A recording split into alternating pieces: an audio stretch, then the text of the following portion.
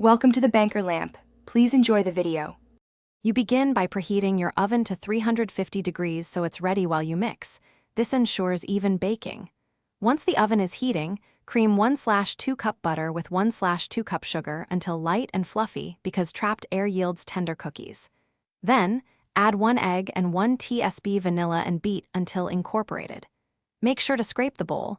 Mixing uniformly gives a consistent texture. Now, measure 2 cups flour and 1 tsp baking powder to add next. Once the dry ingredients are added, you fold them in gently. Overmixing develops gluten and makes cookies tough, so stop when just combined. After forming a disc, chill the dough 30 to 60 minutes. This firms fats and reduces spread during baking. When chilled, roll the dough to 1/4 inch thickness on lightly floured surface.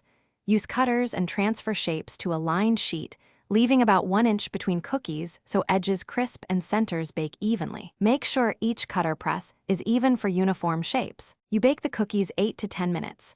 Watch for set edges and slightly soft centers because carryover heat finishes them. Once done, let the tray rest 2 minutes so cookies firm, then transfer to a wire rack to cool completely and avoid sogginess from trapped steam. If cookies spread too much, make sure to chill dough longer and check butter temperature. If they seem dry, reduce flour slightly next batch or stir in 1 tsp milk to hydrate. Finally, decorate or store in an airtight container when cool. Thanks for watching. If this was helpful, leave a like and consider subscribing. See you next time.